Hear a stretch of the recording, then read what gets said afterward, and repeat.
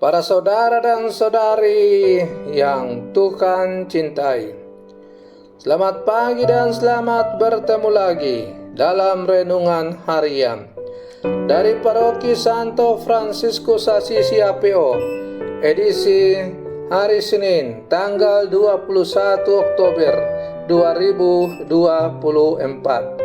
dalam masa biasa yang ke-29. Mengawali hari yang baru ini, kita hendak mendengar dan merenungkan sabda Tuhan. Marilah sebelum kita mendengar dan merenungkan sabda Tuhan, kita berdoa. Dalam nama Bapa dan Putra dan Roh Kudus. Amin.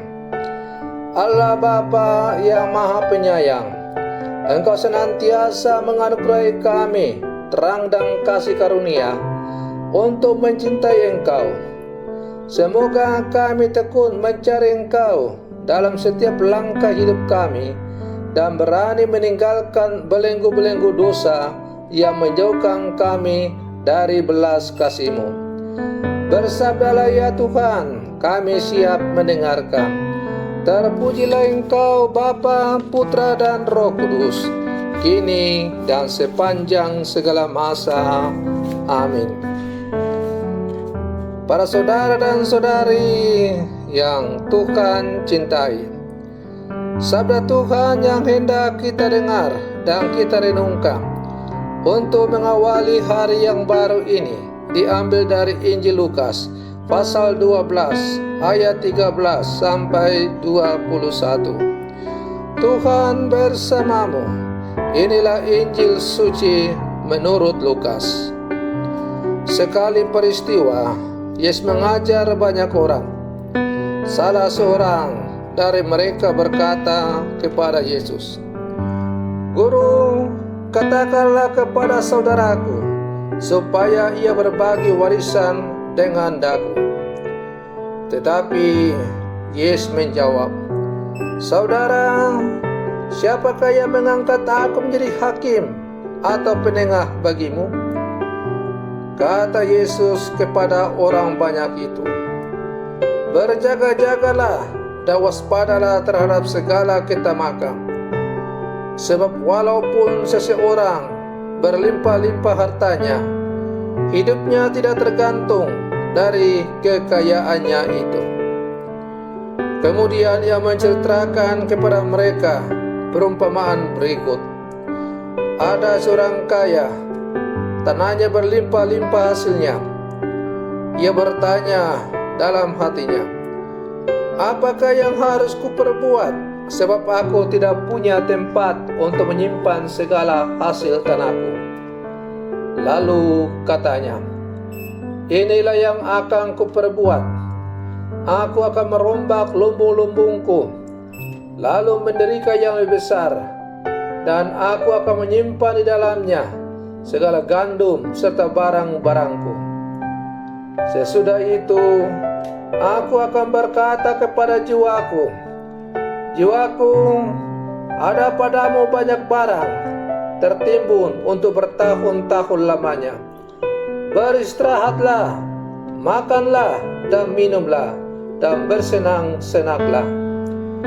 Tetapi Allah bersabda kepadanya, "Hai orang bodoh, pada malam ini juga jiwamu akan diambil daripadamu. Bagi siapakah nanti apa yang telah kau sediakan itu?" Demikianlah jadinya dengan orang yang menimbun harta bagi dirinya sendiri, tetapi ia tidak kaya di hadapan Allah. Demikianlah sabda Tuhan. Para saudara dan saudari yang Tuhan cintai, perumpamaan yang diberikan oleh Tuhan mengenai orang yang menyimpan harta sebanyak-banyaknya dan menikmatinya sebagaimana kita dengar dalam bacaan Injil yang baru saja diperdengarkan kepada kita, mengajarkan kepada para pendengarnya arti dan manfaat dari yang namanya harta benda itu. Pertama, harta tidak dapat menjamin kehidupan abadi kita. Kemampuan kita mengelola harta itu terbatas. Warisan yang kita berikan sebanyak apapun kepada keturunan, kita tidak akan menjamin bahwa harta itu tidak akan habis. Yang kedua, harta bukan untuk dinikmati sendiri, melainkan juga berkat bagi orang lain. Atau dengan kata lain, hendaklah kita mau berbagi dengan sesama, terutama mereka yang sangat membutuhkan pertolongan. Para saudara dan saudari yang Tuhan cintai, sebagai orang tua, kita tidaklah mempunyai keinginan menumpuk harta untuk diri sendiri. Kita mengumpulkan harta untuk anak-anak kita atau anggota keluarga kita agar hidup dan masa depan mereka terjamin. Kadang-kadang dalam bayang-bayang rasa khawatir akan masa depan mereka, kita bekerja keras menyiapkan warisan untuk anak-anak dan mendorong mereka untuk mandiri.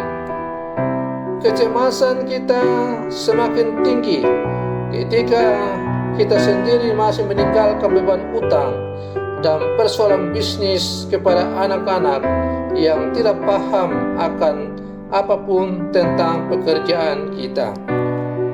Para saudara dan saudari yang Tuhan cintai, Injil pada hari ini mengajak kita untuk perlu memberikan warisan yang terbaik untuk anak-anak, dan warisan itu bukanlah soal hanya kekayaan-kekayaan aset, melainkan yang terutama adalah kekayaan iman yang menjamin hidup mereka dan hidup kekal untuk kita.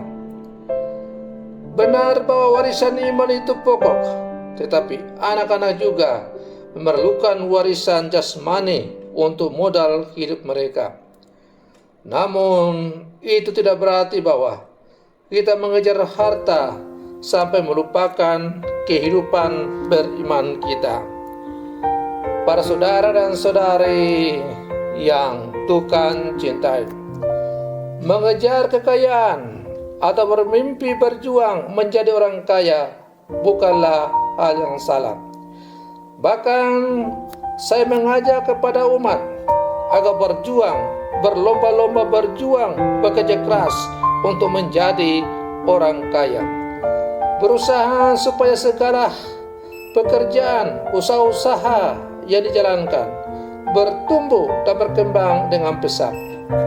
Tetapi hal yang harus diingat dalam mengejar kekayaan itu adalah hendaknya kita dasarkan atas rasa takut akan Tuhan.